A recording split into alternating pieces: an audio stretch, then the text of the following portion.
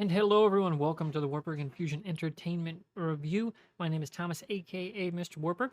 It's time for episode number 49 of our show here, as always, with my co host Patrick, aka Mr. Fusion. Greetings and salutations, everybody.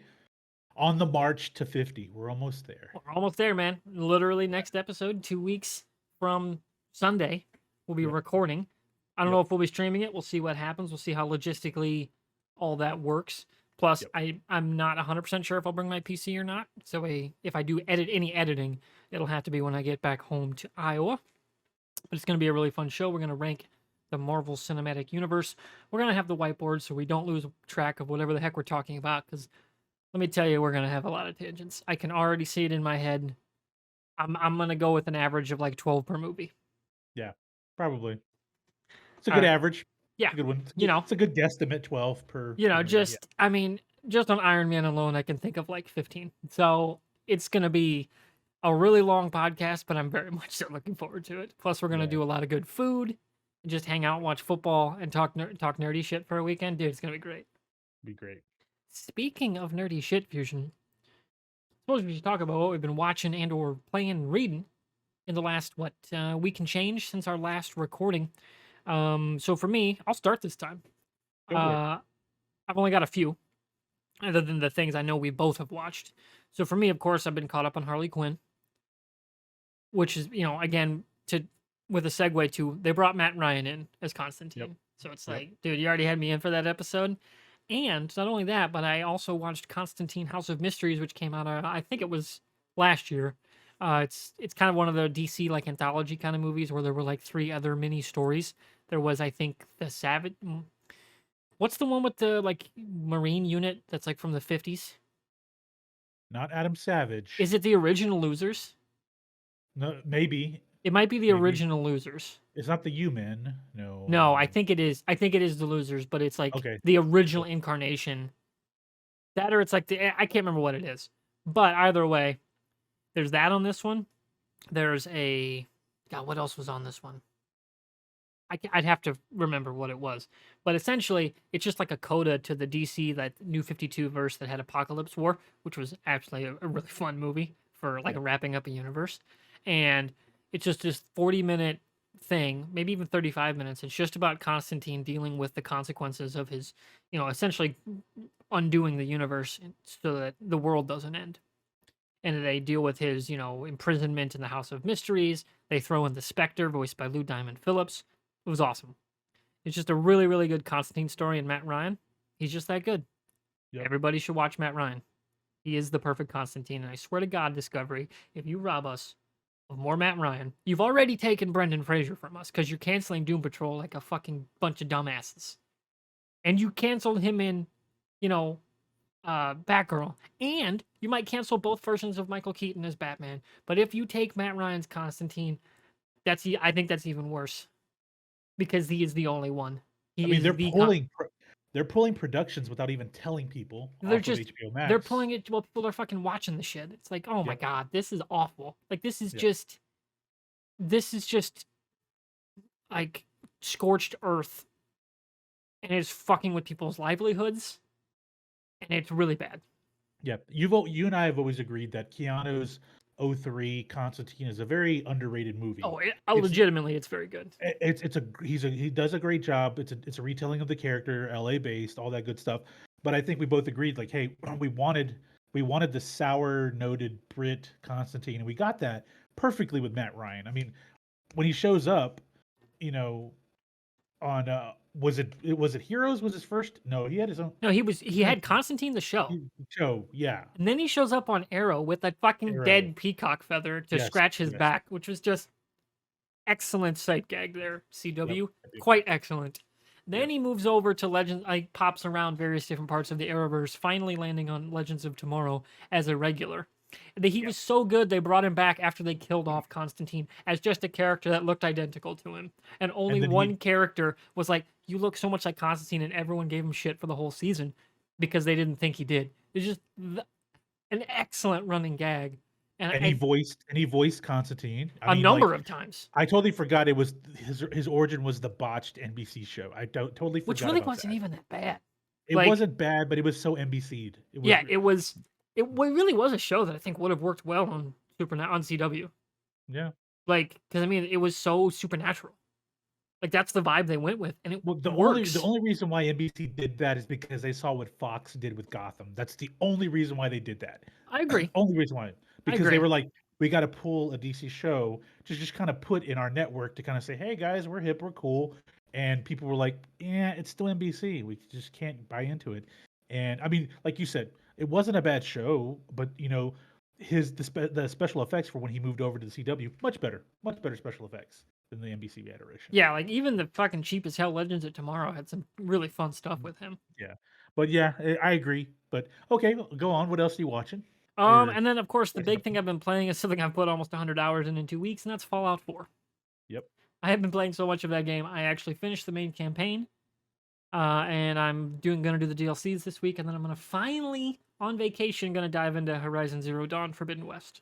There you go. So what about you? What have you been watching, playing? Not playing much. Haven't been playing much lately. Kind of took a break. I think I needed a break from Apex for a while. We got the new Game Pass, the new chapter this week with Vantage dropping. We'll have to give her a shot at some point. Pun intended this evening.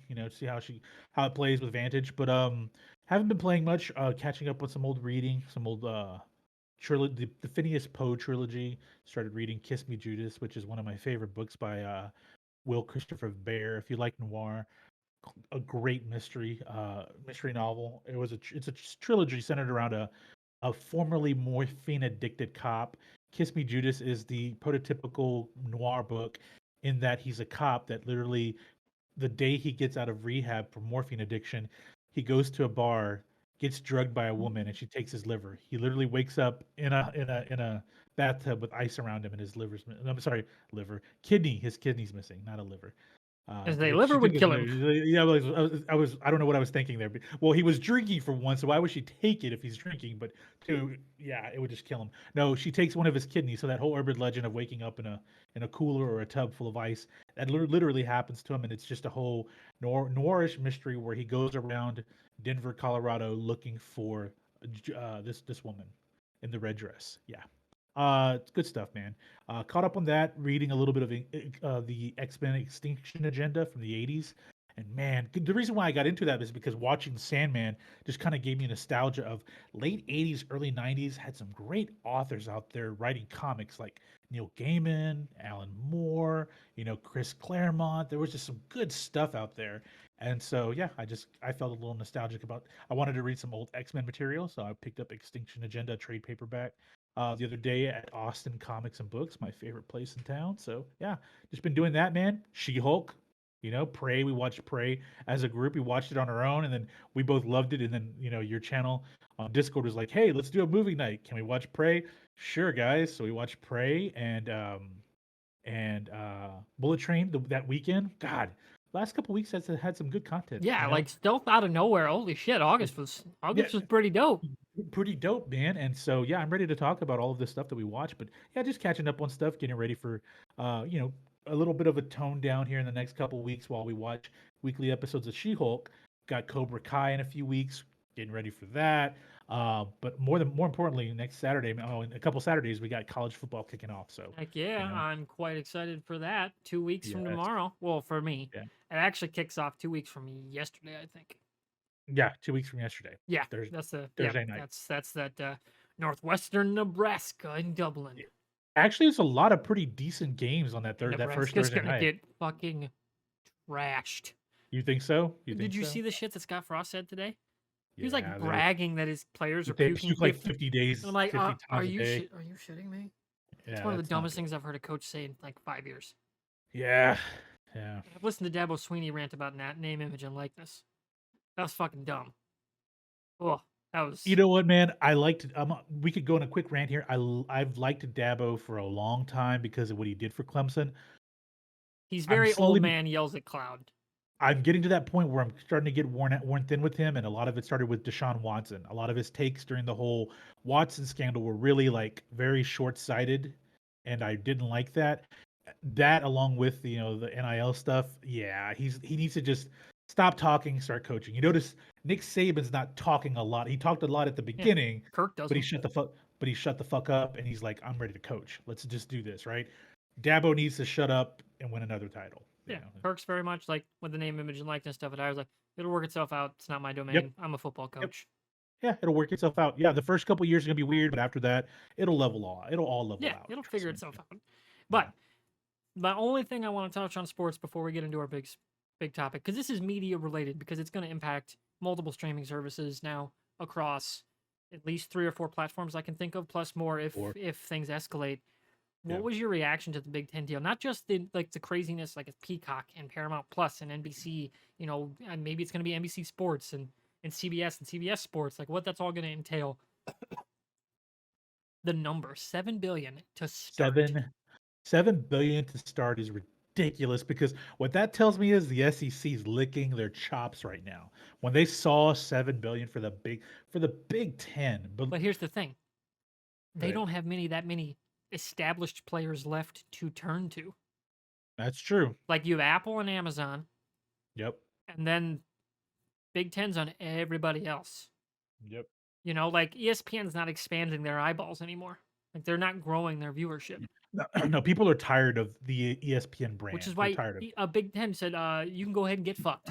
We don't need you in the slightest to make 7 billion to start billion. with escalators up to 10. That's I don't. insane. It's crazy to think that you're not going to see an SEC game on CBS. That's nuts. That's just nuts, right? Like, how long has that deal been in place? 20, 25 years, something like Yeah, that. it's Yeah. honestly gonna be as weird as Gus Johnson not getting to call NCAA games in the Oh man, tournament. Like that is just it is an when he affront. moved, It is an affront to the sport that Gus Johnson's not in March Madness. I get it. I get it. Like CBS got tired of Gus Johnson, but when he moved from CBS to Fox, I just felt like they lost a little bit. They did. They They lost lost. that. They lost the magic, man. They lost that Mike Breen like bang moment. They don't have that I in their mean, stable anymore. Nance is brilliant. Yeah, I love Kevin Harlan is my second favorite color guy, like play-by-play guy. But like he's good. He's really good with March Madness. But Gus just made those small games so much better during March yeah. Madness. He just dove all in, no matter what was So happening, who was on the floor. It was you're amazing. you're you're right. You're talking about what's going to happen. Obviously, I'm making a joke about it's the Big Ten, but let's be real. As they're starting to build, which I predicted years back, about these super conferences now, amalgamating all these big teams. It's at this point the two big ones are the Big Ten and the SEC. That's really it right And then now. it's a And massive gulf to the to ACC, Big 12. Well, ACC Big ACC, 12. Big 12. Like whoever, obviously, there's going to be an amalgamation of the Pac 12, Big 12, ACC. Whatever comes of that will form maybe two conferences, but the Big 12 will probably end up being the far distant third because it sounds like the ACC is going to be picked apart, honestly. But man, like, And their deal is up before the ACC's yeah. too. Like that is just So, fucking genius. Kevin so Warren needs a Peacock, fucking statue today. That is one of the greatest deals I've ever seen. what's funny is that, Disney purchased a shit ton of Fox's IPs and channels. I don't know what they're streaming I don't know what the deal is regarding the streaming. If they get to keep the Fox Sports brand Nope, as well that as had to Fox, spin off. so They that's didn't get its any own thing sports. now. Yeah. Fox Sports and the news, like the news side, that had to stay Yeah. separate. Because they Okay, so already it's own Fox. ABC. Okay, so Fox Network is its own entity. Fox Sports and Fox News are their own entity, Yep. and then Disney has all of the Fox movie Yeah, and all the television IP. IPs. Okay, Yep. Yep. okay, so it's going to be between Fox and Peacock then, right? I But mean, they're in Disney's the not. deal. Oh, that's true. That's true. Shit. Big Ten Network is a subsidiary Yes. of Fox. Like So it's just Peacock that's what I then. mean. Like but NBC they want Notre Dame, so They want Notre NBC is Dame. staying with the Big Ten. Like Oh God. that's what I God. mean. The Big Ten has just fucked the SEC No, no, because no, they've no. taken the players off the board. Notre Dame can fuck the And that's SEC. what That's I the mean. big. Like that's gonna happen, and it's gonna be incredible. Because everyone's been like, "Oh, SEC is gonna blow past the Big Ten in money," which is like, Yeah. are you kidding me? The Big Ten does money and just like shits gold, but because their viewership ratings dwarf the SEC. Take out bowls and postseason, the last like every game that gets over 4 million views, eight of the 10 are Big Ten, like and just conference games, like just regular random conference games. Like the Big Ten is going to fucking skyrocket past everyone. It's gonna be crazy. and you know they're going to be signing shitloads of NIL deals to make these teams better. They got I mean, USC now. USC, they have USC, the money powerhouse of the West Coast. They got the Glitz brand. They got They've got Ohio State. OSU, They've got 8. the. They got They've got the word the, yes. like, because they They've got fucking Michigan. trademarked it, They've right? got Michigan. I mean, shit. They've got everybody other than, like, other than Alabama. But they're gonna Clemson. grab, they're gonna grab some ACC teams. Come Oh, on, for sure. Like, true. they're gonna keep going, and it's gonna and Yeah. that those escalators of just getting to renegotiate is crazy. Can you imagine if they do pick up Duke for basketball? Oh God, God, dude, the this is great. basketball is gonna be so good. We need to do a separate Oh, we do. sports I cannot broadcast. wait to do, like, when things get really fucking crazy, and when Notre Dame commits to a side, and, Yep. like, when the next conference breaks out, it's gonna be bedlam. Yeah. But anyway, Yeah. that's enough sports talk. Enough sports talk on this geek podcast. Hey, Um, it's media, it's pop culture adjacent, because again, it deals with the whole Fox and, like, the streaming. The streaming landscape is now affecting sports because of how dominant streaming has become. In fact, this yeah. week there was the story that U.S. streaming overtook U.S. cable for the first time ever. Yep. Right, like, in terms of just pure eyeballs per hour. I think it was the metric or something like that. Like, streaming is more dominant than ever, and streaming is driving everything, not just the content we're consuming and talking about tonight. It's dictating what theaters do, it's dictating what sports do. It is the dominant form of media right now. So it Yeah. stands to reason we should talk about it in some fashion when those massive landscape changing deals go through. Because I guarantee you, CBS there and Fox and these companies and NBC dumping all this money, Peacock, Paramount, Paramount Plus, those players are going to become such bigger parts of their bigger brands, like focus. They already were, right? Like, of course, all the Star Trek shows going on there for Paramount Plus, but, like, they're going to dump so much more money into that technology, and, like, to grow it for live content, that it's only going to make everything better on the streaming side.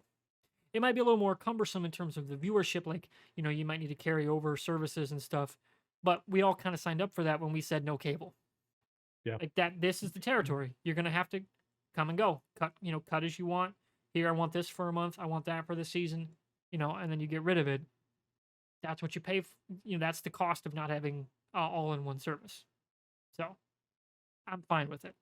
I think at some point we're going to get an app or a site that basically becomes a quasi cable guide the that can Xbox tell you One what. was. The first Xbox Yeah, One did. yeah, it did do that. Yeah, it It did had do that that. media aggregator, which was a little buggy, but it worked. Yeah, It even I even can. had a coax port, which is bonkers, and it worked. Like, I have a feeling Microsoft and Sony are gonna probably try that again, because if you want to dominate that home set box, a media aggregator, as we've just mentioned, all these services are proliferating and growing their content platforms. You're gonna need an aggregator. You're gonna need Yep. something like, almost like, is it Plex that does stuff on the PC side? You can do like a Plex server and have, like, all your Yes. stuff running. You Yep. need You can something run like your cloud that servers. is way more user friendly and in an app that is constantly updated with major support. And I have a feeling, Microsoft, Apple, through their Apple TV, through the actual box, like Roku, those companies are going to be in that game. And that's going to be an interesting next wave of the streaming revolution. Yeah, I agree. Well, Roku was the groundbreaker because Sling TV was the Yeah. app, but when you came to in terms of like the aggregate box, it was Roku. Roku was first. Remember, like Yeah, they were, when by far the most successful. they were the most successful, and then Apple dipped in and out over the years with Apple TV to get it right. They finally nailed it. But yeah, it's gonna be crazy to see where we go. But you're right. The main thing is that you're gonna have to schedule your subscriptions each month based off of the content you want to watch. And you mentioned this, and it's really important because we talked about sports and how it's affecting sports, but realistically, it also affects our content because a large chunk of us, I don't know how much you still buy more than I do, but I still do buy physical media for your It's my content. go-to. Yeah, it's your go-to. I stepped away and started buying a lot more of my content digitally. But you were noticing, like, with what's happening with HBO Max, what's happening with Netflix, where they're pulling IPs to reduce load and reduce having to pay out, royalties It's just on. so dumb It's because just animation doesn't get royalties. this is the dangerous thing that we when you and I 10 years ago, when we first started talking about this, crazy to think about this on the Rooster Teeth's website about what we're going to have these streaming wars that take place with these content providers. The one thing we both really didn't figure out, and actually think about what would happen would be the selfishness of these content creators or these IP owners to start like you subscribe, but you only have access to certain things each month. They're going to pull an ad and pull an ad. Netflix has done that over the years, but it's never really been groundbreaking as what's happening right now with HBO Yeah, they because haven't pulled Discover, brand new content, yep, unaired Discovery's content. on-aired content stuff, like you said, while there people are watching it, they just cut it off and remove it from the system. Like it's crazy what Discovery's having them do on HBO Max, but so you're going to probably see a bit of a shift to people starting buying physical media more again, Yeah, buying the Blu-rays again, buying video games. Like it's just because there we got used to the subscription service, and I never felt completely as a victim. Like I still occasionally will buy an album if I want to on CD because I like to just have it, or even if a record, right? I still buy Blu-rays from time to time. But not as much as I used to. But I will go to Amazon and buy the movies. I don't wait for them to come to a streaming service and then rely on that streaming service. I can always go back and say I have everything in HDR on Amazon, to watch all these movies. Like my library on Amazon is fucking huge, but like I now know like, hey, I'm probably going to see a shift of me buying more physical media because I'm going to be kind of worried. What if Amazon starts, temporarily, even though you purchased it, they take away some of it temporarily because of server loads. yeah, We're getting to this whole point of like server space on the cloud for these companies. They don't want to have to manage so much content being coming and going in their pipeline, a bandwidth issue on top of royalties. They want to start cutting costs. And if Discovery's successful with this with HBO, get ready because Disney may do that to a degree. Peacock, yeah, Netflix, they'll start doing it. They're like, hey, they're saving money. Let's see what we can drop, and pull out and move, pull away from and make these cost cutting measures that affect studios and content creators.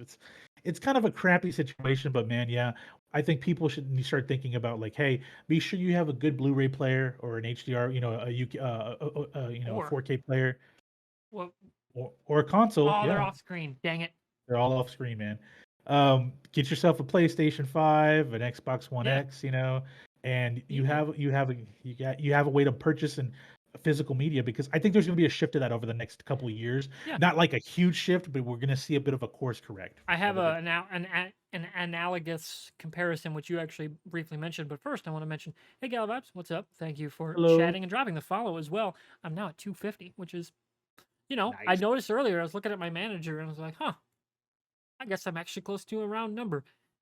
Peek behind the curtain. I've been streaming for 7 years. I've never once cared about numbers. The only time I do is charity streams because it's for a good cause. So I Yep. was like, it's cool to hit the round number sometimes, though. Yeah. Yeah. So, and if you're watching this after the fact on YouTube or on any podcast services, we do stream these live over at twitch.tv/MrWartburg. Be sure to drop a follow over there and or like on YouTube and hit us up on the Twitters so you can stay up to date on when we go live and when we do our movie nights too, which is in our Discord, which is a command you can do in the Twitch chat right now. I think our next one's going to be, I got to talk to Chris, but I know for sure in September we're going to do Dread 2012 because we're up to the 10-year anniversary and it's one of the best action movies and best comic book movies ever made. Can't believe it hasn't gotten a sequel. Carl Urban's huge. The Boys, one of the biggest shows on the planet. Nobody wants to pick him up for a sequel. He's publicly campaigned for it. I don't understand. Maybe Jensen Ackles should go over and be like, "Hey, I want to do Dread." I'd be down for that. Okay. Where were we? You said you had an Oh, analogy. yes, an analogy. You mentioned vinyl. Vinyl had a major uptake the last 10 years. Yep. I honestly think Blu-ray content is going to, especially the 4K Blu-ray, is going to have a similar, like, not quite, I wouldn't, surge isn't the right word, but even Renaissance isn't either, but just like a stronger niche market, I should say. Okay. Where, like me, like, all the last movies I bought, or I'm going to buy the 4K Blu-ray of Prey, because I'm sure the Disney will put it out, because you get the digital copy, you get the 1080p copy, and you get the 4K copy. Like, you get 3 copies for the exact same price, and you're not at the mercy of a service taking it off. Yep. Because, like Steam, Xbox, buying things digitally, it's all a license. You don't own it. They change that stuff all the time, which is why I was so leery about them putting the Netflix Marvel properties on Disney Plus, because it wouldn't be the first time they've edited out, you know, controversial content out of their Sure. stuff. Sure. So, and they didn't, which was good, but wouldn't have shocked me, because I mean Disney's done Yeah. it in their past. Like Disney XD would edit Batman the animated series to be less violent, not Batman, X-Men the animated series to be less violent. Yeah. Like it, it's definitely not out of the realm of possibility for them to change those kind of properties on the fly as they see fit, because it's not your own physical media. Which is why, like, I like buying whole TV shows, like buy the collected edition. I haven't even opened 12 Monkeys, but I bought the Blu-ray because it was dirt cheap, and it was a great show. And maybe someday I will watch it. Yeah. Maybe I'm fucking 70 years old in a nursing home, and I'm like, I want to pop on a Blu-ray, and I can't. Like that whole, like, just to have it, it's on the shelf. If I ever want it, it's there. And I supported a show I really liked because I bought it. Hey, I have the methylamine barrel of Breaking Bad, the entire series. Oh, that's a great one. That was a great collected edition. Yeah, that methylamine, that little gray methylamine barrel, and it's stored away. But at some point, I want to put some shelving in here and put all the other stuff, like a lot of my books, back up. But yeah, man, you're right. I think I think there will be kind of a move towards that, just because, like you said, I still buy a Blu-ray and I still buy physical media from time to time, but it's just easier for me to purchase digital licenses like on Amazon. But like you said, it's in the guidelines and people don't read the guidelines. I get it, but if Amazon really wants to take away your access to it, they can. You're And when just their purchasing the services life. go down, when their servers die, there Yeah. goes your shit. Yep. Yep. Whereas, like, But as you're long right. as I have power, I can turn on my Xbox and play a Blu-ray. Yep. Yep. You know, I think people will start understanding, like, hey, I need to start purchasing some stuff and go to half price books, buy a shit ton of Blu-rays for a few bucks, to kind yeah, of to catch up on things, because you can. I went the other day and there's a ton of 4K and just standard Blu-rays, just piles of them for like $5, and I bought the losers, I bought the losers Blu-ray for like 350, the other dude, I day. didn't even think about going to get Blu-rays at a used bookshop. I used to go just buy used books, like all the books down here. I Yeah. mostly got at used books because you could buy like the Star Trek and the expanded universe Star Wars stuff for like pennies on the dollar, right? Like it's dirt cheap. So Yeah. that's a good call. Yep. There's a half price books right down the street from my house, by the way. So yeah. All right, I'll have to keep that in mind for when I'm out and about in Austin on my own on There you go. Tuesday and Wednesday. Because There you I got to go. talk to Jackie, but I think my Saturday through Monday are pretty much all booked up.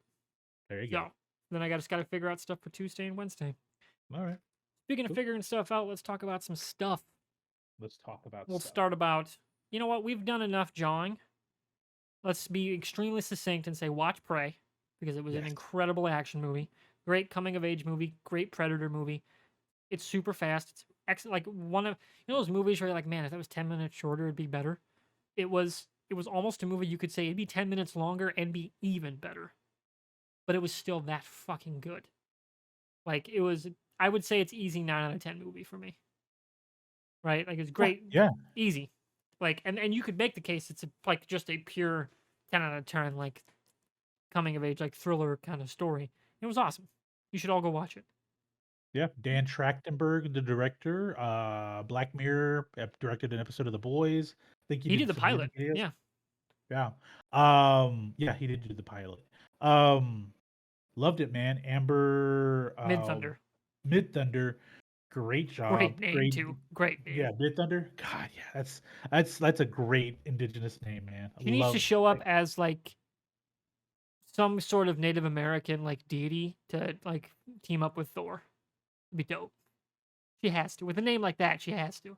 I Yeah. mean, she has the look for the MCU, man. I know people are If begging for Echo hadn't her. already been cast, Yeah, she would you have would been a good see at. every fan cast article ever say her. Yeah. But Yep. I'm more than happy to see what I'm blanking on her name. What Maya Lopez? Is it Maya Lopez? is that the character's name? Yeah, that's Maya Lopez as a character. I Yeah, forget I'm that. blanking on the actress's name. I'm more than happy Yeah. to see what she's going to do because she was an excellently cast character. I think just misused in a show that she wasn't the star in. Yeah. But let's move on to Bullet Train real quick. What were your brief, succinct thoughts on Bullet Train? Fun, a little longer, felt longer than I expected it to be. Yeah, that Maybe ending, like, the climax took a bit to get where it was going. yeah, like 10 minutes too long. Could have shortened the third act a little bit. Funny. Um, the sword fighting, like the final fight, very fun. The humor was on the point. The callbacks, like throughout the callbacks were interesting. The water bottle thing was interesting to me. Aaron Taylor Johnson gonna be a great fucking Craven. Thought he was brilliant in Dude, this he was movie, man. awesome. Just amazing in this movie. Like he had you laughing, but at the same time, he could just snap and become an asshole really quick. I'll be honest, that's the first Yeah, movie I've ever watched where he is like a major character. I'm like, oh, he's actually got talent. you They didn't make like him in Kick-Ass? no, I mean, don't get me wrong, he was fine in Kick-Ass, but Okay, honestly, the half the fun of Kick-Ass was just how crazy the story was, not so much sure, him. You know what I mean? sure, And he was a much younger actor too. Like yeah, acting opposite fucking Nicolas Cage, right? Like there's a very different time. And Matt Vaughn, it's a style, less so sure, about the actors and the story, right? yeah, So and you need to be like an established guy to make it like to really stand out in a Matt Vaughn movie, like Colin Firth in Kingsman, right? Like him being in that kind of role is just so unexpected and weird and yet works. Whereas he must had to have been early 20s when that movie came out, if not younger. Kick-Ass. I think he was like 19, 18 Yeah. or 19. Yeah, So and I think Godzilla was a movie that didn't know what it wanted to be, right? Like he was Age of misused. Ultron. Yeah, he got Joss Whedon. Like, Yeah, it's one of those guys where you're like, I'm waiting to see because he's been in weird spots where I'm like, I don't know how much of the bad I didn't like was him versus what he was in. that's fair. Like maybe that doesn't coming out right, but I'm like, I wanted to see. I was holding out like reserving judgment basically. And man, he fucking brought it. That shit was great. You could tell he could lead a movie, right? Yeah, like Yeah. you could see it. Like you're like, oh yeah, that's why people keep casting you and stuff. Now they just need to let you actually do shit. No, he was going toe to toe with Brad Pitt on the big screen, and you felt like, okay, this guy is keeping up with him. Like he's the younger actor. Brad's in his late 50s now. They obviously need to have a few more young action stars come in because if they're going to keep doing IPs out there, putting out IPs. Yeah, But like this guy's going to be Craven the Hunter. I can buy it now. Like I can buy it because if it's going to have a Sony slash Marvel take, it's going to have a little bit of kind of weird humor to it. He can do that. I want He Tom didn't. Holland to be like, hey, you look a lot like Quicksilver. Like just somebody to make a crack about it. That'd be great. Because of course everyone's gonna notice that. So are we going to get Tom Holland in the Craven movie? Because I this don't is a know. Sony production. I don't think Sony so. production. If Okay. anything, I think it'd be Andrew Garfield. Yeah, I think so too. They're around the same age too, aren't they? Garfield's 39. Taylor's what, like 34, He's mid 35, 30s. mid 30s now. Yeah. Yeah, I could see something like that. Yeah, And people loved it. People loved Garfield and they want him back. So dude. just put him in the Sony Craven movie, you know? And I think it'd actually be a good story. Like him Yeah. hunting a older, not sure if he should really give a shit Spider-Man. That'd be dope. Yeah, coming off of the multiverse event that kind of shook his life. Yeah, like him like trying to reestablish himself as like the hero's hero. Yeah. Like He saw what the other two Spider-Men are, and he's like, am I really that kind of Peter Parker? Kind of a, whoa. you all right over there? Yeah. Okay, making sure you're all I had a right. piece of cheese come out. I had a pizza right before the show. Woo! Okay, I was gonna say, was it a I'm slice stuck in of my Gouda? throat. My brother ate all my Gouda. Motherfucker. That's not good, man. Oh, it's so good to eat by itself. Yeah, Ah, Gouda's so good. but I'm Smoked doing Gouda is the it's best. on burgers. It's just amazing. No, on mac and Oh cheese, yeah, as a smoked melt, like Gouda mac and it melts melt. so good. It's amazing. Three cheeses that are great melting: smoked Gouda, provolone, mozzarella. Uh huh. Those are the three that are Swiss, not so good melted, but I mean, provolone melted. the straight Colby's pretty good too. For like the Oh, yellow cheddars, Colby's yeah. dope. For on Okay. burgers, it's got that right saltiness to it. All Back right, back to to back to actual. this. That's So been our Bullet Train. food break. Yeah. Bullet Train, good stuff, man. They obviously they could build some type of sequel out of it just to be kind of humorous, but Sandra Bullock at the end, a pleasant surprise. Channing Tatum They, is a running gag. Great. the running gag, like, but there was no real payoff to him though, was there? Well, there also really He just wasn't to Brad Pitt in The Lost City. Like That's you true. can definitely tell. Oh, these were filmed like back to back. Yeah, yeah, yeah. Yeah, I which mean, they because look he, exactly alike. Yeah. yeah, like they were both shockingly exceeded my expectations movies in different ways. But you could tell, oh, they were just having fucking fun making these movies. Okay. So your thoughts? Your thoughts on Bullet Train? It was basically John Wick meets Smoking Aces Okay. in terms of stylized. Like John Wick had a style that changed action movies since 2014. That kind of like neon grunge, and then it became more neon in 2 and 3. Like it got a lot cleaner, Yeah. especially with like all the glass shit in 2 and 3. Like that was that style, but with like Smoking Aces early 2000s action movies where it's just like pay the fuck attention because here we go. Yeah. And it was really good.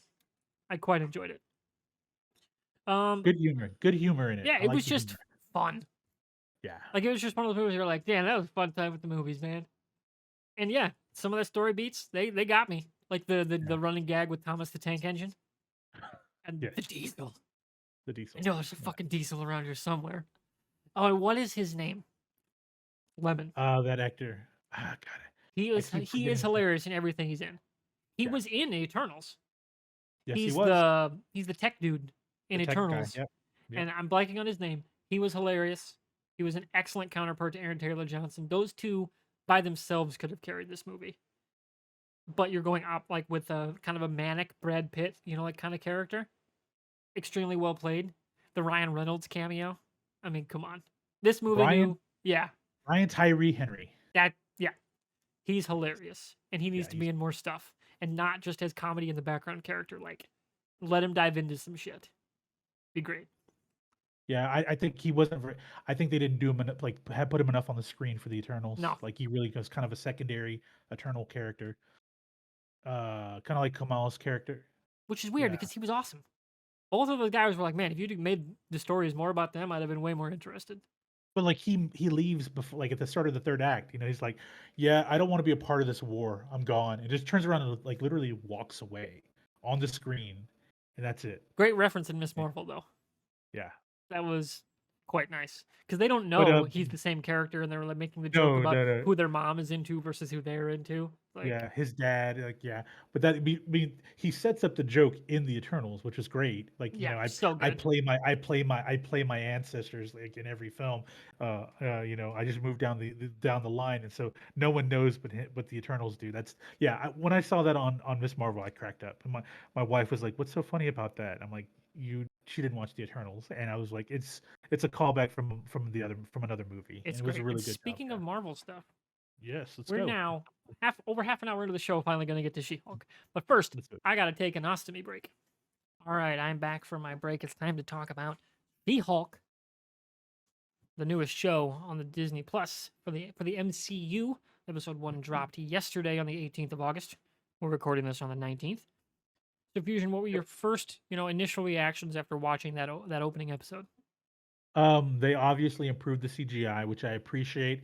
There were still patches where she looked a little awkward at times, which I understand. It's the different shades of green because Bruce's Hulk is just he looks fine throughout the entire episode.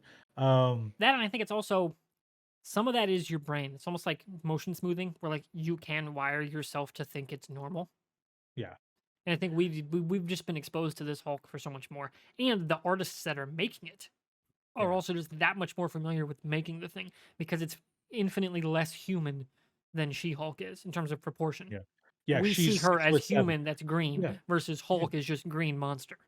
exactly. Green giant, in proportionate beast, right? Versus a 6'7" woman, which is not like a beast. It's like, oh, WNBA, it's like there's green there's Brittany seven Griner. athletes. Yeah, exactly. So I think the hair thing, like she goes from having That's a big this one. weird That really the, fucked me up with Medusa on the Inhuman show too. the wavy hair to the Yeah, big straight hair and fluffy straight hair, the poofy hair. The hair kind of, and you're gonna laugh about this. Her hair reminds me of the Poodle Hulk from the Eric Bana 2003 movie. I don't know why, but when there's certain times where she's running around and the hair kind of flops. Now, when they have her, when she's the scenes that she's in a ponytail, it works. I just think that they had difficulty really getting like the hair, with her hair down, kind of a good consistent look. Now you could tell though. in the scenes that they did the CGI in shadow, it works a lot better. Like it looks more fluid, whereas when they're outside in the daylight, it looks a little awkward. You're right though. I'm used to seeing the MCU's Hulk, so but he's changed. His look has changed over the years. Yeah, When you I when you still think when you it's compare him, yeah, it's just number one, the workflow on making the Hulk on the back end, like the production side, is probably just a lot easier because they've been doing it for forever. yeah, Like this is yeah, the first time they've been doing, CGI coupled with, body doubling and someone else's dubbing over and like to match up like face animations and stuff. It's almost like a pure CGI video game character in the real yeah. world. In the history of the MCU, they have not done that much. Not that I can No, think of in a meaningful, non just gag cameo kind of way. Like they've done their yeah, de aging stuff, but that's not the same thing. That's a different technology. This is, an amalgamation of multiple different types of, you know, like shooting production wise. It's like, man, that's got to be difficult to pull off. Let alone the fact that they're on the backside apparently getting fucked over on hours, like just absolute the worst crunch conditions. yeah, So it's like I feel for them there, and I think they're going yeah. to catch a lot of a break there because at the core, out to get away from the CGI stuff, it's just a fun show. It is. It was the humor was great, the dialogue great. Now, Tatiana, I forget her last name. It's Tatiana. oh man, I really need to start writing names down. Yep, yep. With all these characters, we're starting to lose Maslany, track of it. Okay, Maslany. Yeah, Tatiana Maslany and Mark Ruffalo. I think their chemistry was great. I think as family, like they have this dynamic, perfect dynamic. Um, breaking the fourth wall, the character was in the Dan Slott novels. We knew that in the comics. We knew that was going to take place. Unfortunately, she beats Deadpool, in the MCU to be breaking the fourth wall. But it looks like it's going to be a little more casual than like a Deadpool would do. yeah, it's more like a Deadpool close. It's engages the almost audience. closer to like what you would see on like a side camera. Yeah, Like if yeah. you're talking direct to the audience about like what's going on. Like Zach Morris in Saved by the Bell Yeah, kind of thing. yeah, It feels like that rather than Deadpool. He like the audience is part like yeah. they It's less participate meta in the humor and story. more just meta commentary. Exactly. Um, I think like overall, I think the first episode was fun. Obviously the training scenes, all of that. The story was a little fresher. I think the one thing that people were like upset, if you want to call it toxic masculinity, whatever. Guys out there are butthurt about hearing about women's complaints about society. Get over that, guys. Like, I mean, there are great stories to tell that have been told in the comics, and now they're putting those things on the big screen. They have to translate the characters into a live action approach of what they feel in society. Like, and this is a perfect that first example where she's talking about like, look, I'm a woman, like blah blah blah blah. This is what I go through every day. This is my life every day. So yeah, I have to learn to. I manage my anger constantly. So I'm in a different place than you. So obviously I can control my anger like you've never had to do because I'm a woman. I get it. Guys are like, oh, I don't want to hear that. Well, fuck it, guys. You're gonna have to start hearing these messages because these are stories that people are telling you about from like It's just a the two different writers. perspective of storytelling. Yeah, exactly. I think if people really want to understand that, go watch Glow on Netflix because yes, it's a sexist like it's a TNA type of TV show, but what they did was they took a real life like wrestling federation from the 80s and they tell a story that really involves the struggle of women in the 80s and the perception that they live with, the things that they have to go through, right? I don't mind.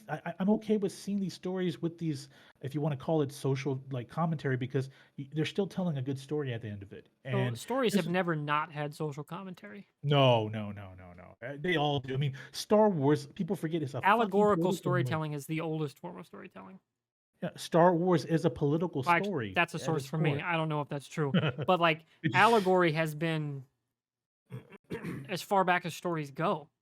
Yeah. Fables and myths that have a point and a message. Like, Well, they don't want they say they don't want to hear about political commentary, but that's what Captain America the comic book was. yeah, what do you think is Captain America saying that's not freedom, that's fear? Like, That's what fear, is that yeah. if not political? The X-Men was a social commentary on discrimination, like it hell, Daredevil was a commentary on the struggle of the handicap in society And the at one. justice system too. Yeah, and the justice system, and the Punisher, perfect example of that. Like I think people want to take surface, like they want to take the surface level of what interests them on an IP, and they want that to be fact, and it's not always the case. Perfect example, whatever's going on with society right now, with the schism we have with the left and the right. You see a lot of people wearing these, like a lot of law enforcement and these right-leaning people wearing the Punisher logo as a means of like intimidation. It's like I crack up. You know me. I'm a huge 'Cause Marvel guy. yeah, The first day the police started wearing this, I messaged you. I'm like, do you fucking see this? Like, do they not understand the irony of the fact that they're wearing yeah, a Punisher would fucking logo? kill them. He hated police officers. That was the whole point of him becoming a vigilante and becoming the. That was why Frank Castle became the Punisher, was because he said, "Fuck the law, fuck law enforcement. You've done nothing for me and my family. I'm taking the law into my own hands." That is like that's a perfect example of we're kind of at a point where all this really interesting Yeah, people content are people just want to. constantly missing Yeah, the point yeah. and then getting So mad when they get called on about missing the point. yeah, I want And to just that's all do it. that's all the yelling about She-Hulk is right now, which is just Yeah, dumb fucks missing the point. they're Which yelling is out that into the it's a, open just a air. fun show that's got a, like not beating you over the head kind of message, which was my major problem with Supergirl, is that they took their message and like just fucking hammered you in the face with it Yeah, versus yeah, it's fair. it just being a part of the show. It just didn't feel natural, like as a part of the No, world. It felt like all the characters just like I'm on my soapbox moment. Like yeah, it's a different kind of storytelling that I don't vibe with. And clearly, and it didn't vibe with a lot of people on CBS, which is why it moved to the CW. But yeah. this show feels like it's got a lot of, similar themes. But it's just, yeah, it's just that's the world that she lives in. But people can say what they want about Disney being woke. I think that they're the social commentary that they've put in their shows recently in their products hasn't been overblown. I think they've done a good job of finding balance with the storytelling. I think so. Like Yeah. Book of Boba Fett was somewhat, to a degree, a bit about political and social commentary, right? Well, that I think was Um, just the people behind it not understanding Boba Fett, yeah, like what people wanted out of Boba Fett. Like when the best episode of the show isn't Boba Fett at all. That speaks to, oh man, you guys missed everything. we talked about this, Robert Rodriguez, and then all of a sudden Filoni's like, "All right, I'm stepping, like I'm tagging in for this. Fuck it, let's bring in the Mandalorian. Let's do it." And everyone's like, "Yeah, this is great." Season 2.5. But I what I liked about this was I think the cast is great. There's obviously I don't know how much of the Dan Slott run you've I read. haven't, no. Okay. I've seen Um like bits and pieces of it over the years through like various different, like commentaries and stuff. But I mean, it's one of those shows that it's one of those runs that it was popular enough. I kind of like followed along like through like review sites and stuff of like, oh, this is what's going on in comics, yeah. and it's like, yeah, it was good. Well, She-Hulk's always been one of these characters, comic characters, where they've really struggled to find a good place for her. Dan Slott found it. Was like, hey, she's got the power of the Hulk. She's a big, tall woman, but she wants to live her life, but she doesn't want to live in like she's battling this living in fear of growing up as I'm a woman in society, right? I'm a woman attorney in society that's had to deal with sexism in my work, in my industry, all these things, and then she's like, at the end of it, she just is like, you know what? I'm gonna do me. I'm just gonna have fun, and I'm gonna live my life the way I want to live it. And the character has had relationships with a lot of different other of the superheroes, including Juggernaut of all of them, which is hilarious. There's a whole story about that. That there was she had her little brief affair with Juggernaut in the comics, and then the ongoing joke is when people ask about that, like, "Hey, weren't you dating Juggernaut?" She's so upset about that because she hates the fact that the whole story of like, "Hey, Juggernaut has a horrible reputation," right? But it's just one of those things where I appreciate what they're doing with this show. Like they want to make it fun, but they also want to make it a little more realistic about a woman with these Yeah, it's powers. almost like slice of life kind of like Yeah. show. Like people have brought up Ally McBeal, and I'm like, yeah, that's a good reference point for like half the show. Well, I Like mean, it feels like they've married that concept of like, here's the day in the life of this, female lawyer, plus here's the day in this life of this female, maybe possibly superhero, yeah. like it feels like they've married those two concepts into a really fun show, which is all we really should all want. Well, I think Jessica Gao and Kat Ciora, the two behind the show, said that this is a homage to Fleabag. If you ever watched Fleabag, which Mhm. is a good, it's a I've seen some. very good I show. saw like half the first season, and then like, dude, we have so much stuff to watch. Yeah, I I know. really Like, wish I could watch everything. yeah, I know. It's like catching up with Umbrella Academy. I dip in and out when I can because there's just so much to There's watch, so much right? to like to be on. And Even just say all the great stuff. It's too much. yeah, it is. But they said that this show, it's a lot of the mood is very stylized in the vein of Fleabag, and I'm like, okay, well, Oh yeah, weren't they I've seen writers it. on that show? I Or think one of them was. Kat Ciora was a writer. Jessica Gal wrote episodes of, I believe, The Boys, and she wrote the Pickle Rick episode of Yeah, Rick and Morty. That's what got her into yeah. the Both their superhero realm. meta commentary shows. Yep, yep. And so I'm very happy with this first episode. I think I'm very interested to see where they go with it.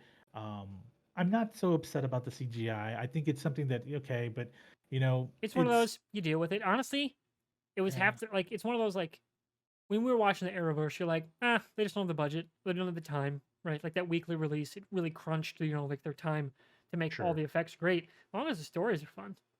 yeah. Like at the end of the day, the CGI, as long as it's not actively hurting the story, it doesn't have to be 10 out of 10 perfect.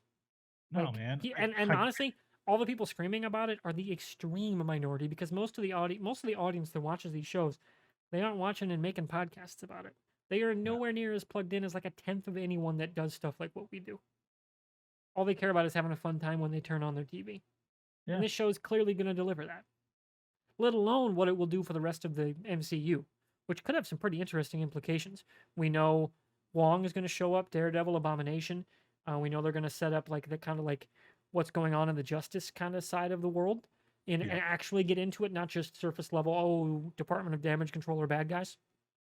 They're going to actually get into it a little bit and deliver some like interesting commentary on the state of the MCU as it exists right now, which is cool. Like that's fun. And you're also forgetting the big thing here. What led to her origin story is a Sicarian ship shows up on the That's middle going to of be the road. such a big. I don't know if that's red herring or if that's finale stuff. I think we're all like we see the ship, everyone's like, we're getting World War Hulk, we're getting World War Hulk.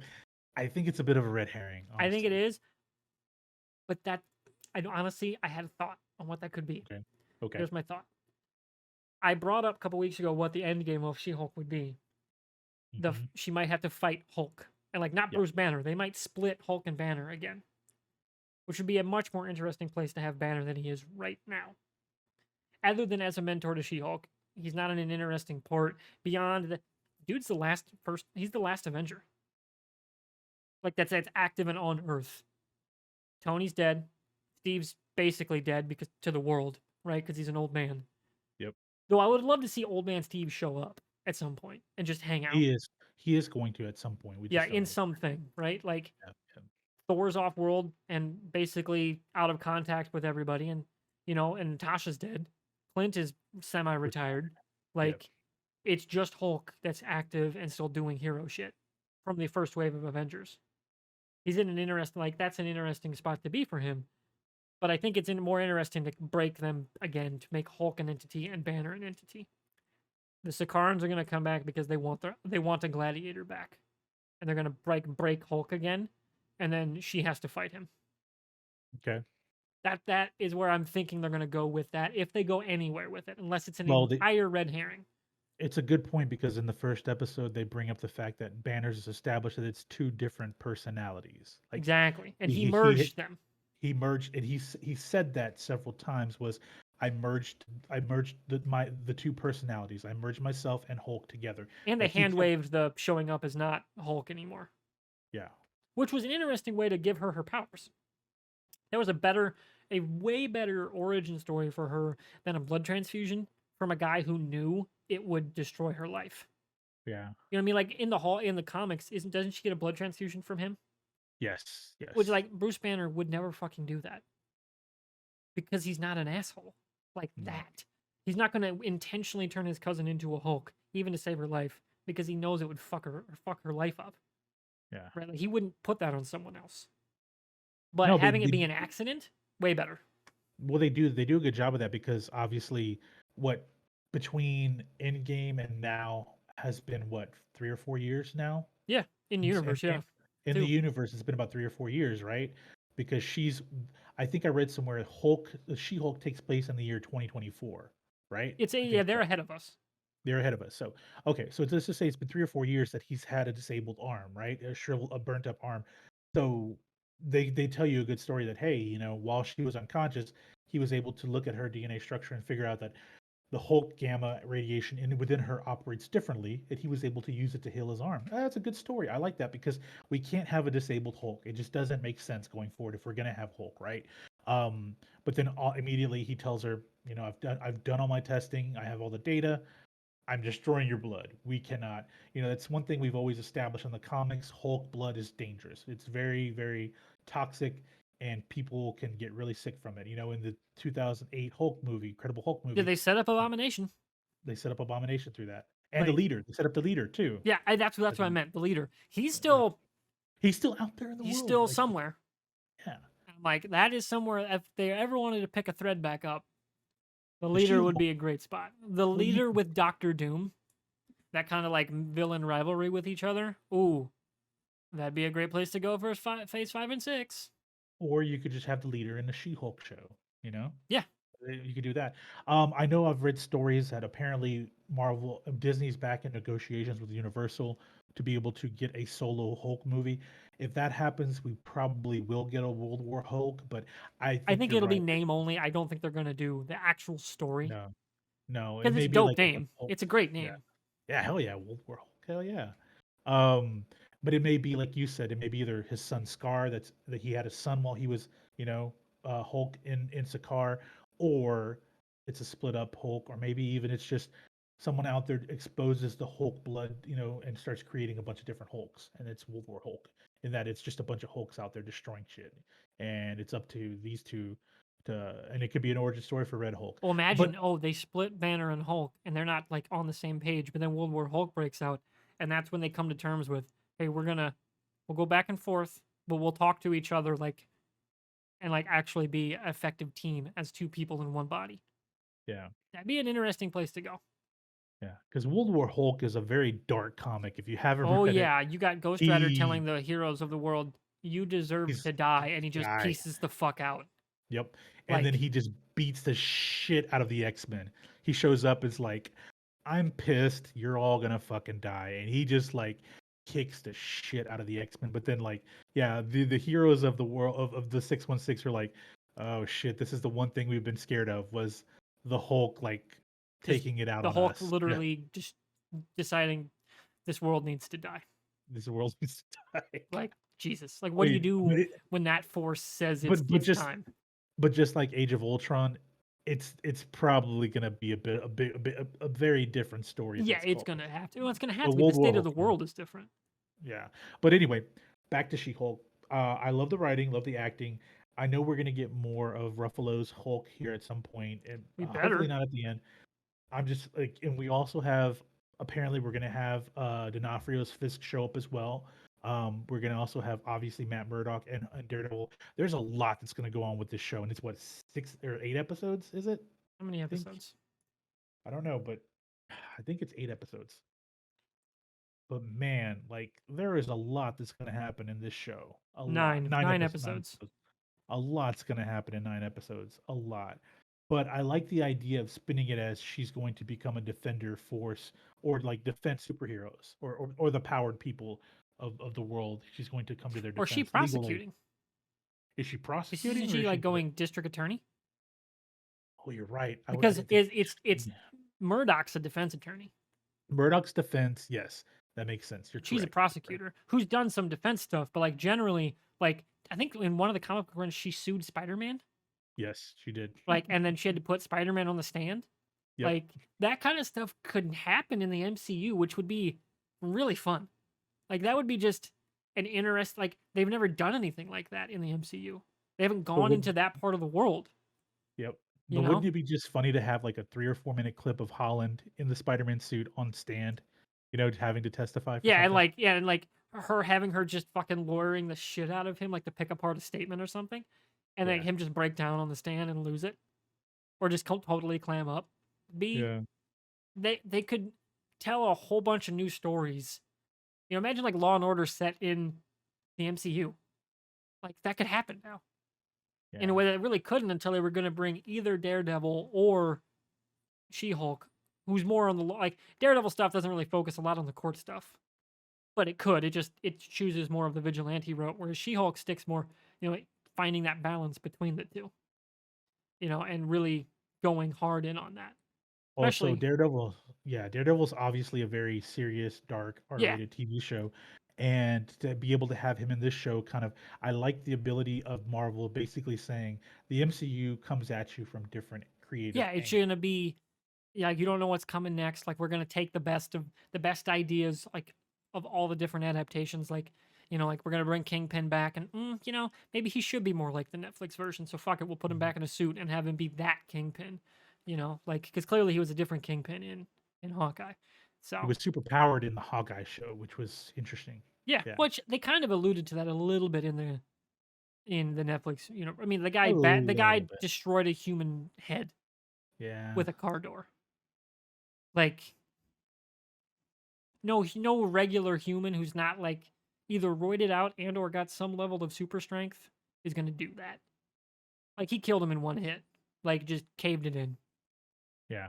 Like We're gonna get some good stuff, man. And I'm happy for the show. I'm not like super excited because I'm very cautiously optimistic about this one, especially since Miss Marvel I thought was a good first oh season. yeah. I thought it was a Honestly, it good feels first like season. they're carrying similar like not tones but vibes. Like it's just hey we're just here to tell a fun story.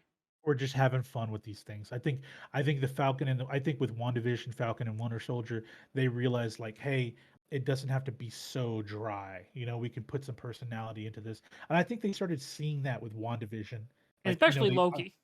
Loki, exactly. I think But like Loki with was trying to tell a more tragic story because I mean that stuff's pretty heavy.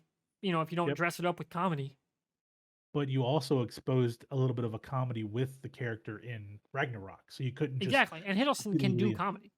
Yeah. Like like the get help stuff. I'm not doing get help, like that kind of thing.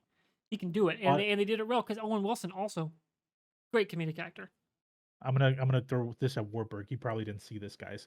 Apparently today the rumor is that Henry Cavill is in talks to join the MCU as Hyperion, and in Loki season 2, the Squadron Supreme. Who Man, who called this? I did. You Levi fucking did because I had said that people want him to be Captain Britain. You said no, he needs to be Hyperion. Just be the because it'd same. be a great. He's the same. It'd be DC. It'd be Marvel telling DC, look, you're fucking stupid. This Yeah. man is Superman. Yep. Here's our Superman. Boom. Yep. Here you go. So apparently Cavill is talking with Marvel about being Then again, Hyperion. how much would you lend credence to the theory that that's been publicly leaked because he wants Discovery Warner at the table of I want to be Superman. No, I he didn't does. get to be Yeah. Superman. I want to be Yeah. Superman He in was my Superman own for one and a one and half a half movies. And one films. was an origin movie. Not even Yeah. like straight up he's like, peak Superman. We haven't seen that since the fucking late 70s. Like we don't get me wrong, Superman Returns was like a thing, but like there wasn't a lot of Superman in that movie. No. Like give us a good fucking Superman movie. Like we haven't had that in how long? And Cavill wanted to do it, and they keep telling him no, which is just so dumb. Yeah. Yeah, But I I have have a absolutely no feeling. faith Discovery is gonna pull their head out of their ass. Well, yeah, apparently at Comic-Con, there was that big, remember, there was Well, that that big was rumor just a that, fan rumor. yeah, that was a fan rumor, but apparently, like, whatever, but apparently he's gotten super jacked again. Like, he's getting back in shape, and people are like, what is he getting in shape for?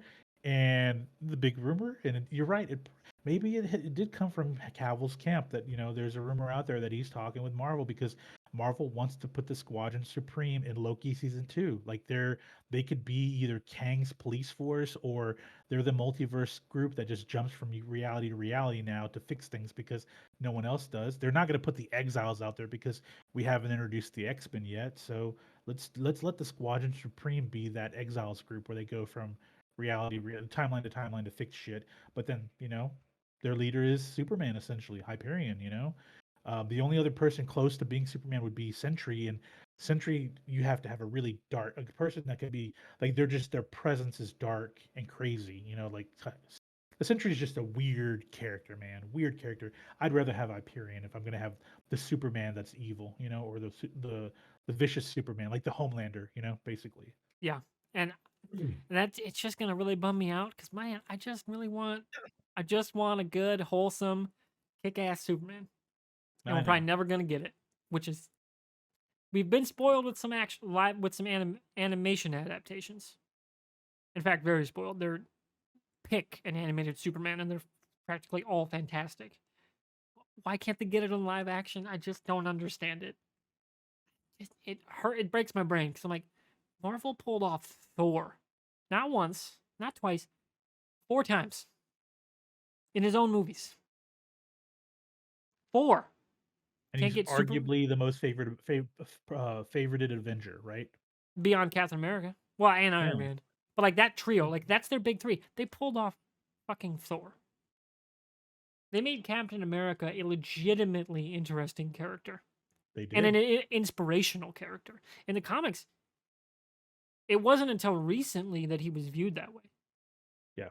He was That was he the was the Ed Bru dissenting kind of voice that Yep. was the outside trying to do it morally right, but like people weren't like with him.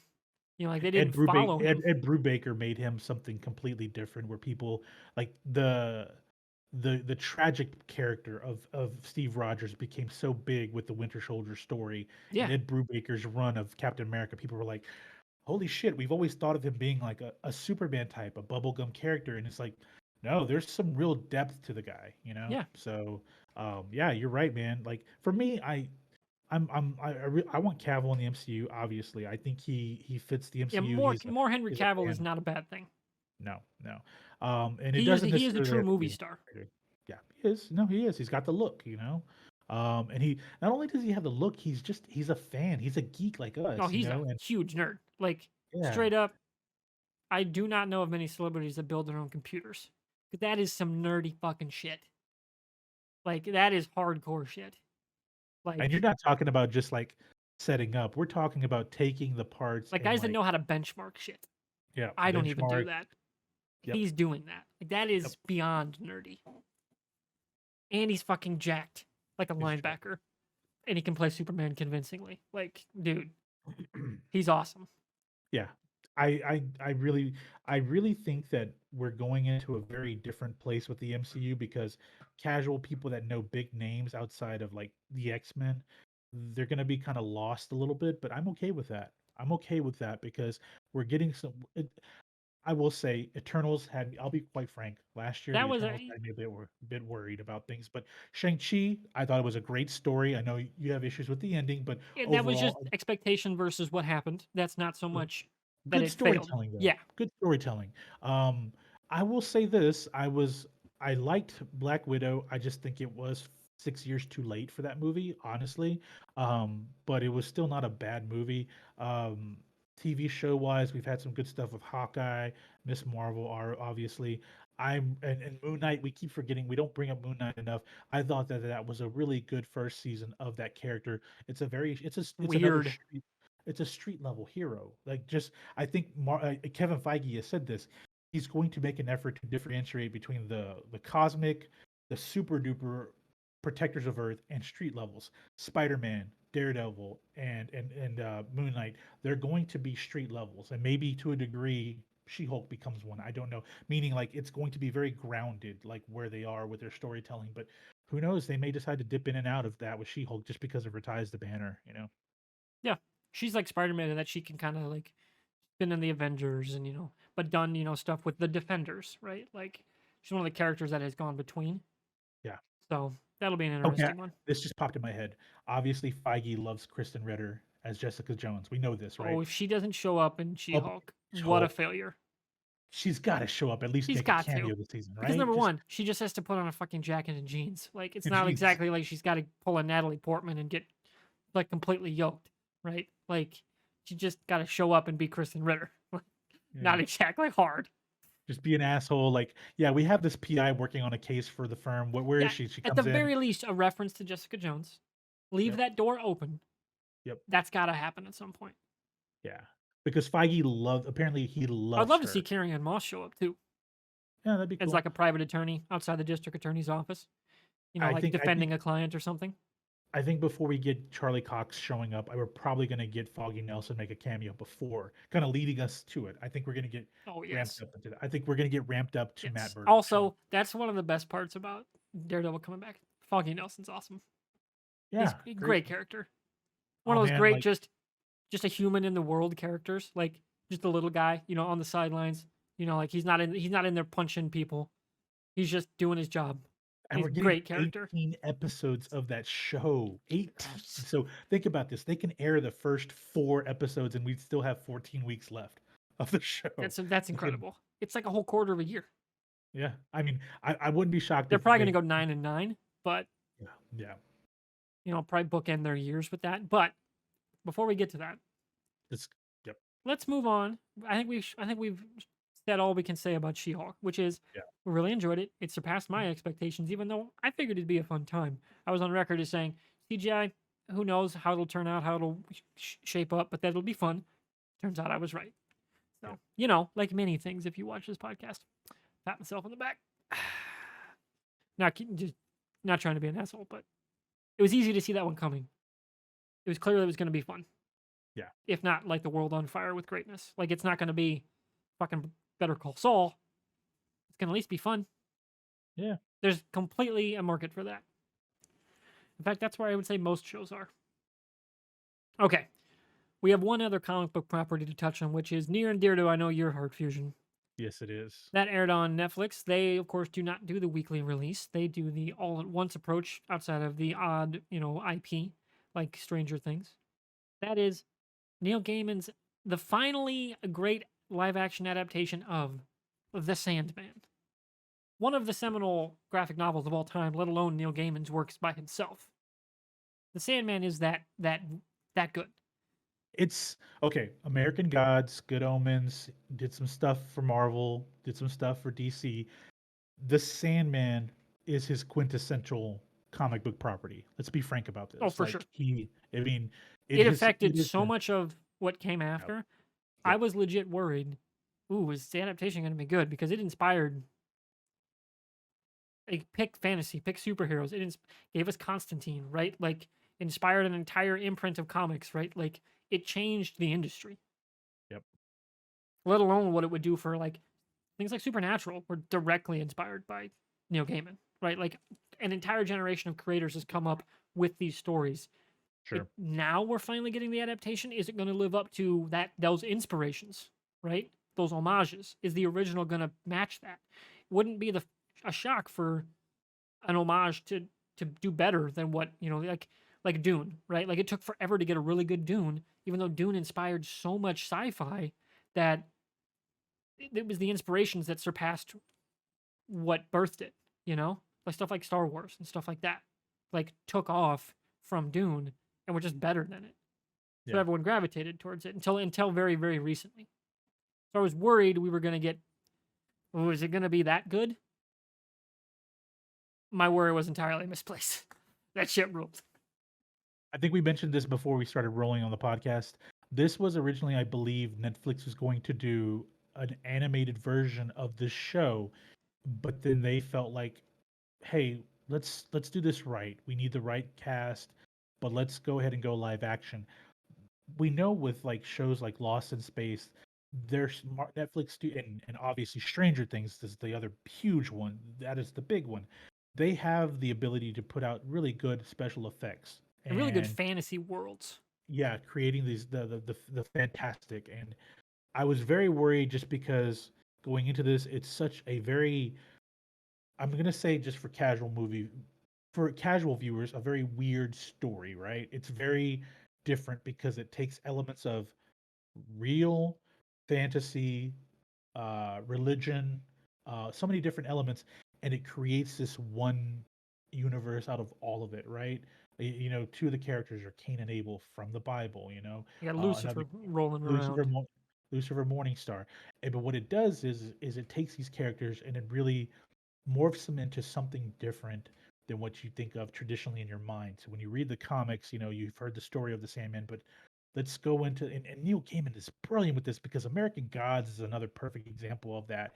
Just taking what we have always hold as, you know, childhood storytellings, like, you know, things we've learned in our lives, and really just creates this whole world that's different from what you really expected. Like, a Morpheus of, of the Endless is the Sandman. He controls a world called the Dreaming. It's a universe, but like the Endless are basically like a family that they handle different desire, despair. Like they handle different elements of humanity. And but then when you hear about Cain and Abel and you hear Lucifer Morningstar, it's like, okay, so obviously, is there a bigger creator? Because even the show and the book, Morpheus makes mention to there are some things that that us as deities don't even have control over, that there is a bigger creative power. Like it's a really cool concept, right? Like they're gods, but are they gods, or is this just a different plane of existence? And then there's gods or God above them that creates all of this, and it has you questioning things. But man, the storytelling, fucking brilliant. Like the 24 hour, the diner episode, that is a huge. It's the equivalent of the Red Wedding in the comic book world. When you talk about what's the Red Wedding equivalent, it's the 24 hour. It's the diner, right? And they did that. Like I know it would be really hard to translate what happened because in the comics it's even more fucked up. I'm going to tell you guys right now. If you have a very like it's a messed up story. Like it goes deeper. If you ever saw Event Horizon, like what you saw on that plane on that ship, a lot of that happens in this story, right? Um, the next episode where he meets up with his sister Death, brilliant episode, man. Just the idea of like what their jobs are in life, their roles are. Is it their life?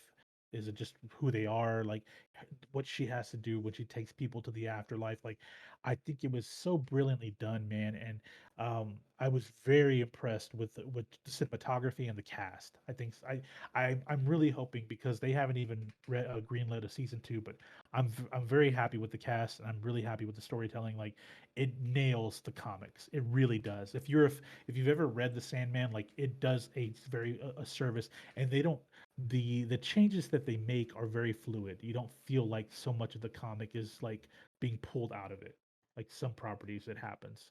This one, no. Like when we talked about Thor: Love and Thunder, it was based off of the Mighty Thor run, right? There were a lot of things that they pulled out of it, that they left out, Yeah, they didn't. They took the visuals, but not the guts. yeah, the guts of it. And I, I, I, I'm smart enough and I'm old enough to know the difference between the properties, time constraints, all that. I get it. With storytelling, you have to truncate it for cinema. I get that. What they did here was they're like, no, we're going to keep as much of it as we can, and we're going to tell you in 10 chapters of what happens here. And it's brilliant, man. Imagine if Mighty Thor had been an 8 episode show, But God, ugh. dude. Because That the Mighty the Thor, emotional impact of yeah, her sacrifice would have been so yeah, much better yeah, than because the 30 minutes we get to see her as Thor. halfway into the Mighty Thor, that is when you have the reality of what's happening to her, and you have like And then the that rest of the the run. choice of every Yeah, time she picks up the it, hammer, like God, it's so good. yeah, it is. And they It's just incredible. truncate it too much Yeah, for into one ten movie. minutes, into 10 minutes, right? Yeah, It's I brutal. I get it. It's not bad, but I understand it. But yeah, if they had like, I think you had said this, it should have been 2 movies, It'd have right? been 2 movies or at least a 3 hour. A 3 hour movie. I really was impressed with Sandman. I was They're so good. I very cannot. If they very don't, we impressed. don't get a season 2. Oh, oh, that's gonna hurt. That setup, Morpheus versus Lucifer. Oh, Uh, because Gwendolyn Christie. Oh, is it Crystalline? Gwendolyn Christie. Yeah, so good as Yep. Lucifer. Like, don't get me wrong, I like Lucifer the show. And speaking of Neil Gaiman and his adaptations, the Sandman is so good because it's been now adapted in multiple ways across crazy different stuff. Like Yep. Lucifer on Fox/Netflix was based on the same, like Lucifer of the Sandman. Well, yeah. Well, In there Silver is a City, Amenadiel, like the whole Constantine shows up in the Arrowverse with him, like, which is it's very weird. Like Tom Ellis was awesome too. Like Tom Ellis is a dynamite performer, yeah. but just an extremely different take. And that the fact that you can do two so different properties with a similar origin character speaks to just great original source material. And that's how good the Sandman graphic novel is. It's that good. It's some of the best fiction work maybe of the 20th century. It really wouldn't be a shock for that to be on the list somewhere. No. You know, it's that good of a thing. And it's on my bucket list of if I ever have the time to just sit down and read a bunch of graphic novels, that one is on the list. It's just genre defining stuff. You know, like a bunch of Batman stuff's on that list too for me. Like I've never actually read Long Halloween, that kind of stuff. What? I've watched. Don't get me wrong. I know what happens, right? Because they reference it a lot in like various different properties. But like, Sure. and the movie did a really good job of it too. Yeah. Actually, With yeah, Jensen the Ackles. Batman was. Yep. Yep. Jensen Ackles was a great Batman. But yeah, it was an incredible season. I binged it in one weekend. Like it was one of those shows where it just fucking hooks you because every episode's different, but it's got a great through line that connects the two different halves of the story. You know, like finding his power back and then finding his place in the universe again. Kind of two halves of the show with Yeah. one character that I didn't even realize you see the one character from the end. You see her like 2 episodes before she becomes relevant. You know, like she's tied into that 24-hour episode ever so briefly and then Yep. turns into a major player down the road. It's one of those shows that like it's got little seeds that pop up around through their major through lines and it's really really well done. Big fan. Cannot wait for season 2. And if we don't get it, I'm gonna probably cancel the subscription. Not hyperbole. This show, if anything on Netflix deserves your sub, it's Stranger Things and The Sandman. Yeah. One and two. That good. I mean, you could, and obviously they throw these in. They have the binge model, so you can knock these out in a weekend, or if you just you've taken a vacation, a staycation, and you want something to watch while you're at home. I mean, you got to watch Sandman. You have to watch Sandman, and then mix in Stranger Things, the season 4. I mean, just man, yeah. I know that they're still waiting on the announcement of a season 2 for this one, where a lot of the other productions they've announced it before the show even hits, or the first few days. I am a little concerned. Maybe it has something to do with the cost of because there is a ton of CGI in this show, I'm obviously. sure it's not cheap. No, but it's But at the God, it same was. time, if they're gonna be charging 20 some a month, you gotta put out shit that looks that good. But just it's such like the fantasy involved with this story. You felt I also like, do oh my wonder, like kind of like what you said, if people were a little worried, if like the execs were worried it would hit, because it's a weird thing. You know, yeah, like but American Gods was critically popular for season 1, but it didn't like destroy the ratings. You know, same thing with Good Omens on Amazon. Wasn't very popular. It was okay, but it did decent numbers, but it didn't do boys like even close yeah, to it boys wasn't type lighting numbers. like that. No, And part of that was because Good Omens was billed as a miniseries. It was not that's ever true. set up to be a season 2, but it's going to get one, which is fantastic. You know, more David Tennant and oh my God, who plays the angel? Now you have me forgetting his name now. Fuck me. He's I, in Underworld. He's Lucian. Is he Lucian in Underworld? Yeah. Uh, he's very good as oh man, I'm even blanking on the Aziraphale, Michael Sheen. Michael Sheen. Michael Sheen. Michael Sheen. Those two, great chemistry. Yeah. Can't wait to see what we get more from there. But the Sandman, I definitely wanted to touch on it as a cap here because I know you're a huge fan of the property, Yep. and I was very happy that you got such a fantastic adaptation because it was just Man, so good. when I watched that first episode, I was like, "Oh shit, they nailed it!" Like they nailed it in the first episode, and the way that the transition with the storytelling over those 100 years. But then when they go into the second episode, you're like, "Okay, the Sandman stories, yes, it involves the same characters, but it always felt like a bit of an anthology, if that made sense. Even though it was the same characters, like the stories kind of would change each issue to issue, or each volume." And they do that with these episodes. They call them chapters, which just makes it easier. But like you feel like the adventure, like this overall overscoping adventure, is a bunch of different stories, right? And I liked the way they did this. The storytelling's great in this. So yeah, man. But the aesthetics of the show, and I just cannot speak enough about the diner episode because it is like For the fans of the comics, it is like that is the quintessential book that they talk about. Just like with the Sopranos, the Pines Barren episode is the greatest. People call it the greatest Sopranos episode, whatever. But for comic fans of the Sandman, the 24-hour one, 24 is like the big comic book issue. Like that was the big one for them. That really just showed you just how messed up the story is with Dr. Destiny, who is John D becomes Dr. Destiny, all that crazy stuff later on. But yeah, man, I was very happy with this, very, very happy with this. I could not believe they did such an amazing job with this show in the first season. I need more of Gwendolyn Christie's Lucifer. Definitely do that. If we don't Definitely get any because more of yeah. that, dude, I don't know what the bigger sin will be: canceling Glow or that. Oh, canceling Good Glow into the final season. Don't Yeah, even get me started on that. That's just that was such a rug pull. Oh, such a pain in the they, ass.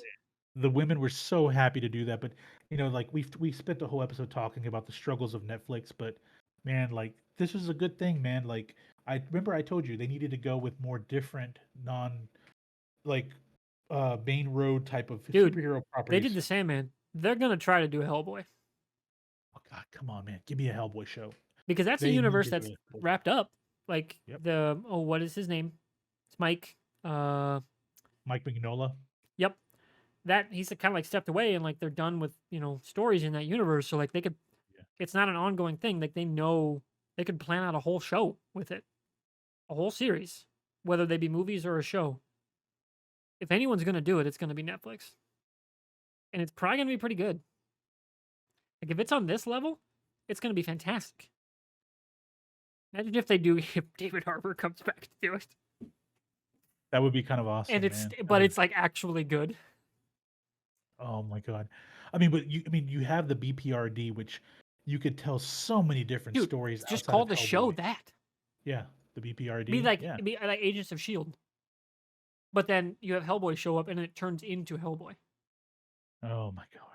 Yeah, or you do BRPD, and then your tent pole for each season is a Hellboy movie, and then you have Agents of Shield, which is what they build Agents of Shield as, was that filler in between to Yeah. set up the rest of the universe. But then, of course, their plans completely changed because they didn't talk to each other Yep. because it was not structured as a cohesive thing. It was just an add-on. Whereas if you Well, built it from the ground up to be in concert with each other, that could be a very cool entity, like a kind of cross media thing of like, here's the weekly thing, here's the twice a year thing. That'd be awesome. I have an idea too. You do this for a couple years, and then you jump into Madman, Mike Mignola's other big property, Madman. Hmm. Like there's just, I mean, I think Invincibles, the Then you Invincible got powers too. Like you got, got powers. which You got somebody a 100 Sony bullet. tried, but like they didn't put the money into it. No, They didn't no, understand it. Like no. like You can there's even a do. lot You of can those even indie do. comics that just Yeah. nobody really. It feels like we're finally in the phase of, oh, people are really actually getting it. Like Transmetropolitan's a big one that they Like can do. An Paper indie Girls just comic. came out. Yeah. Like the boys, right? The old guard, like the Sandman, or like Well, these weirder, Invincible, yeah, yeah, Invincible, Invincible and the boys showed that people want to watch these indie style stories as long as they're produced right. Like we yeah. want to, Don't do it cheap. yeah, don't do it half. Just say, oh, it's an indie story, indie comic, so we don't have to put everything into it. No, tell a good story, and people will want to watch it. I mean, hell, I mean, even Why the Last Man got funding, even though it didn't, of course, get any marketing, but it was just a show that was made too late. But I think it still looked good. Like yeah. they put money into it. The problem with Why the Last Man was it It's was in 5 years. production for Yeah, 5 years too late, yeah, man. it's 5 years too late. We were in a pandemic world. Nobody wanted to see that story. Wrong time to put it out. But Yeah, you also couldn't just put it in a vault. Like it had to come out and then get canceled. It's just a case of bad timing. But like it goes to show that those kind of properties are, people are paying attention. The execs that are financing these things, the investors like that are bringing the money to the table. Yeah, they're getting noticed, yep. and And I that's think the other only thing, good. I think geek fans like us are just like, you don't always have to give me the Holy Trinity Oh, for Marvel and the iZombie. Holy Trinity for Like DC. iZombie was fucking this weird ass Vertigo comic and turns Yeah, into a 5 season show on the CW. Like and people love that it was show. People good. love that. But Yeah, the end was really fucking weird. And even like Royal Coley's like, no, it was almost Game of Thrones level, like bad finale. But yeah. like it was still a very fun show. And like that's all we want is just these really fun. Just it doesn't have to be Game of Thrones, like early seasons. It's just give us a fun property and a fun take on it that's done well and Yeah, done in earnest and not clearly as a hey, we're gonna cut corners every single possible way to save as much money to buy subscribers. I Which is why agree, I man. think Discovery is gonna run into some problems. But that's topic for a different day. Yep, I agree. Look, man, I'm happy that they stuck the landing with Sandman. That was a really important one for me, just because of the fact that it was such a very milestone historic comic in the indie. I'm not gonna. I keep wanting to call it indie, but Vertigo was owned by DC by that point in the early '90s, but it didn't initially start that way. But it was purchased, and by the time Sandman was like almost done with its run. So, but I mean we have crazy characters like Constantine. We have Swamp Thing, like really weird characters. Marvel has some with Man Thing. You can do you can do a Ghost Rider and kind of tell those crazy stories. Like people want to watch it because Moon Knight was kind of the tip of the iceberg of getting weird for Marvel, and people liked it. Yeah, You know. and honestly, it didn't hurt. Hey, cast Oscar Isaacs. Yep. Bring in Ethan Hawke. Well, I think at this point it means we could really give an alias show, a true alias to Jessica Jones, rather than it just be like, Jessica Jones. We could really do a weird alias investigations show. People would like it. Yeah, people would watch that stuff. Yeah. You know, it'd be a fun time. Well, speaking of fun times, this week was quite fun. Yes. We went on major tangents. We brought sports for a whole like 10 minutes. Crazy. Yeah, who'd have thought? So we're gonna wrap this up, episode number 49. If you're watching on any podcast service or on YouTube, our Twitters are on the screen if you're on a video. I'm at MrWartburg. Patrick is at It's Mr. Fusion. We're going to be live in 2 weeks, whether we record or stream. We're going to rank the MCU for episode 50 for our 2-year anniversary, which I'm quite looking forward to. And I'm actually in person in Austin for the first time. Fusion and I will have made a show together since. Have we ever made anything in person together that you were on?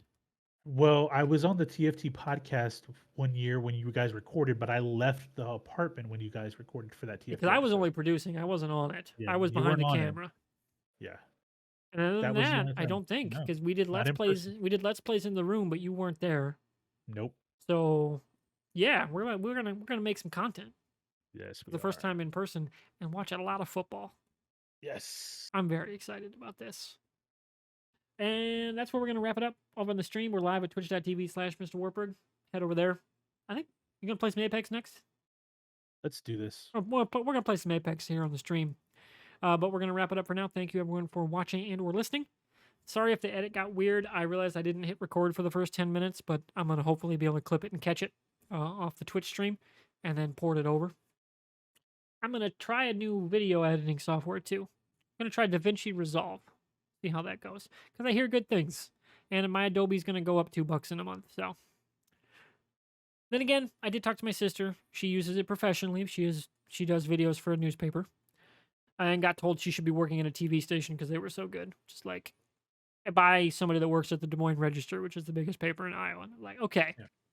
for real, she's good enough. She's won enough awards. She should probably go be working at an actual TV station. Every year, she sweeps 1, 2, and 3 for her video category for the whole state media, which is pretty cool. That's cool. Yeah, she does a lot of sports stories, like like interviews and stuff, and she's really good at it. But she's gonna pay me for Premiere, so I probably won't switch yet, but I want to try it out. So. Okay. All right, we're going to wrap it up here. That's enough behind the scenes. See you for next week or next 2 weeks, episode 50. And if you're on stream, stick around and play some Apex. See ya. Later.